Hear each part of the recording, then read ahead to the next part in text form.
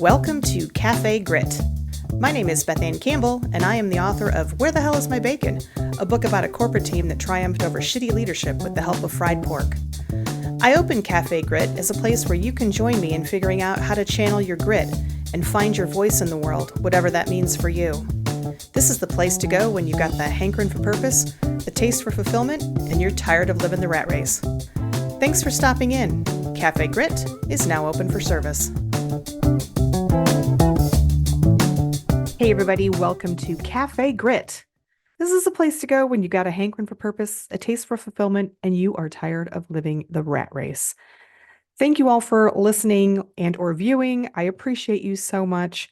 Today, I'm going to get a little deep here, and I'm going to talk about letting go. I have had quite a few conversations lately with people about this concept of letting go or releasing negative energy, moving on without retribution, without justice, without revenge. And it's mostly been about work situations, but of course, this applies to any area in your life. And what does this look like? This is like when somebody does something bad to you, or you perceive that they do something bad to you, they do you wrong, they treat you badly, or something happens to you that's out of your control, something that is bad or negative, and it's often something that you perceive as egregious. And there's this sense that you didn't deserve whatever it is that happened to you, yet it was out of your control. And it impacts you negatively. And you want nothing more than to get revenge, to get payback, some kind of justice or retaliation or getting even with that person or persons for the wrong that they have done or that you perceive as wrong, as they have done to you. But you can't. It is completely out of your control. It's a done deal. And so you feel helpless. You're angry, you're frustrated, and that feeling of not being able to get justice consumes you, and it makes whatever it is that actually happened exponentially more painful. You're losing sleep. You're thinking about it. You're holding on to that feeling. You're still talking about it with people over and over. Even it may be years even after the fact. But your anger and your frustration are still very much there. You play the scenario in your mind over and over, and you try to think of how you could get some justice. And the more that you can't figure it out, the more that this feeling stays with you and you cannot move on. And it is stifling. And I've seen it a lot in people's work lives, especially lately, because at this time when I'm recording this, there are a lot of layoffs going off. People are getting fired or let go without warning, and often just for lame. I've just heard so many lame reasons why people get laid off. It's just companies are just desperate and they're just using anything. And people feel they don't feel like they're valued. They're not communicated with. They lose their job, their livelihood. And then the worst part is the assholes who made it happen, they're still employed. Like your manager's still employed, your executive's still employed, the company's still there. They have their big paychecks, they're still in control, and you're basically left with shit. This will eat at you every day. I've seen this over and over happen to myself. I'll talk about that in a minute. Because it's unjust, because it's not fair, and you can't do a damn thing about it. But even knowing this, you can't stop dwelling on it. So eventually somebody might say, or you might think to yourself, you know what? Time to move on. It's time to let go or forgive. In quotes, forgive. And they're not wrong. And if you're thinking this yourself, you're not wrong. I don't like the word forgive or forgiveness. So I'm not going to use that word. I grew up with a Christian background, Lutheran background, grandparents, and in community. And forgiveness always makes me think of like Jesus. Like Christians always say that Jesus will forgive all of your sins. Like no matter how bad or shitty of a person that you are, no matter what you've done in your life, you could have like be a child molester or pedophile. You could have beaten your pet to death. You could have murdered in cold blood. It doesn't matter how horrendous of acts that you commit or how many of them, you can always be forgiven if you accept Christ into your heart. So some even think that like as long as you accept like on your deathbed, you could still quote, enter the kingdom of heaven. Now, I'm not turning this into a religious thing. This is not about Christianity. It's just about the context of why I don't like the word forgiveness.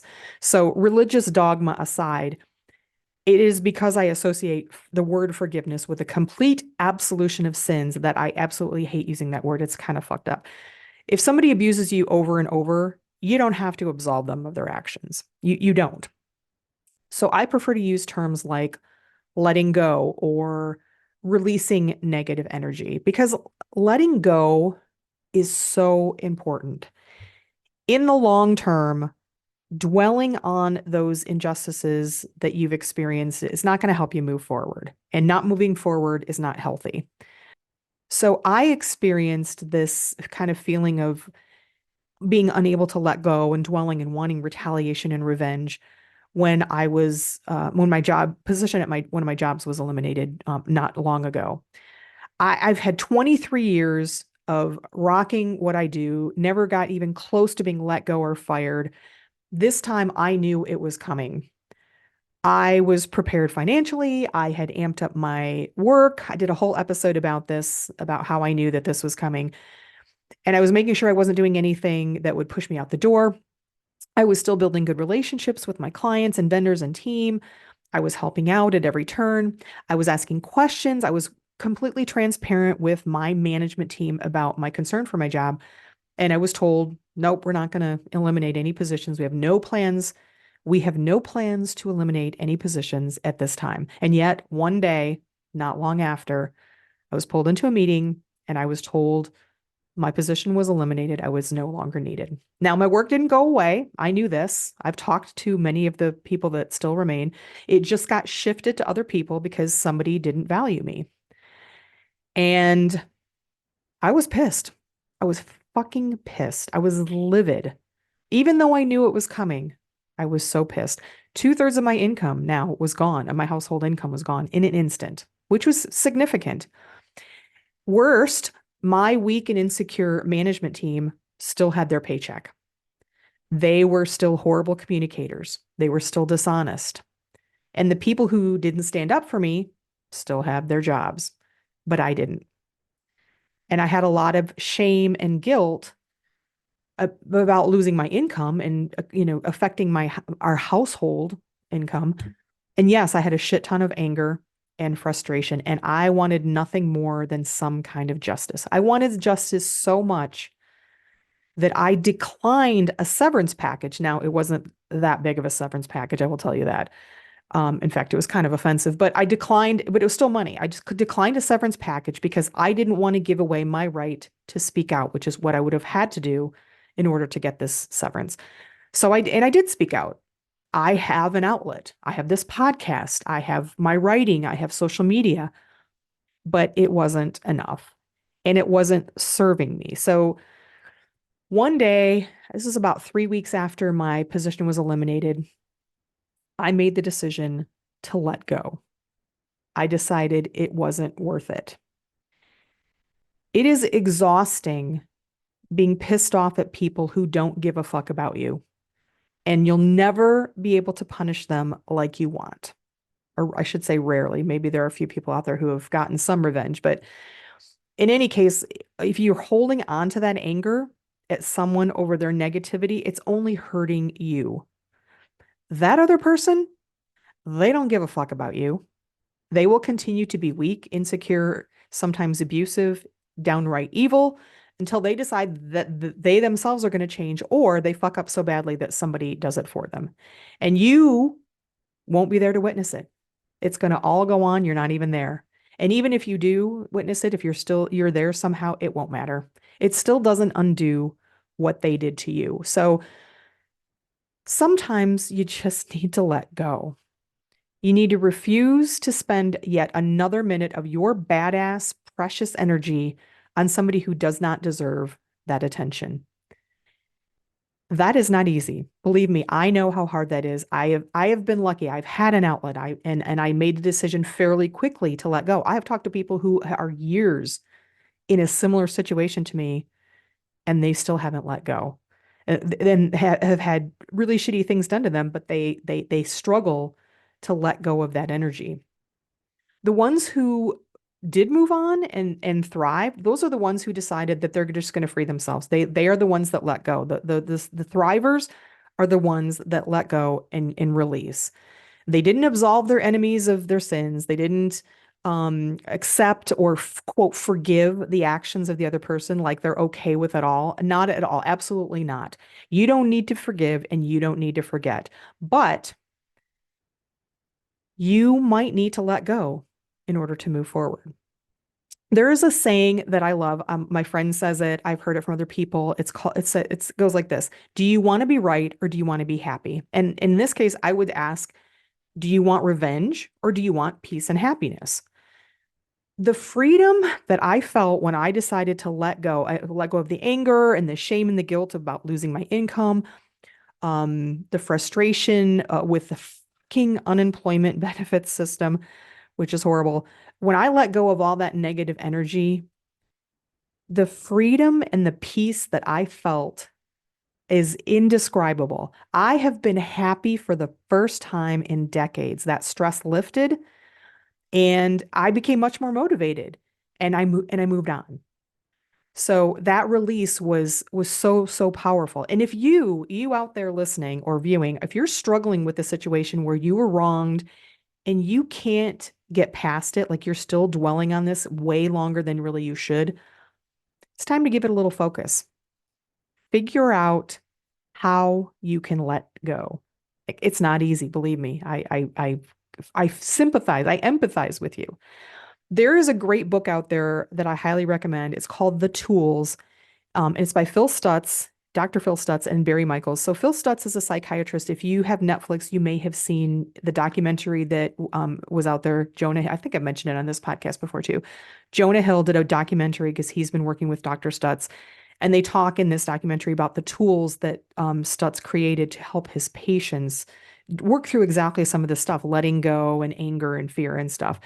And it just goes into a little bit more detail than the book goes into a little bit more detail than the Netflix documentary. But check them both out, and that will help you maybe work through some of this inability to let go better.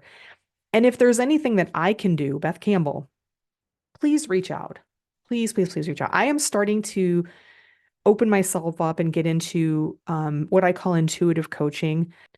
So what is intuitive coaching? So that just means I don't have some fancy certification, which, doesn't mean anything. I mentor and counsel and use 23 years of experience in corporate and consulting, which applies to every area of life, by the way. And I use emotional intelligence, and I don't mean to toot my own horn, but toot, I use my brain because I'm always learning and always trying to find better ways of doing things that help you and myself navigate the chaos of life or work.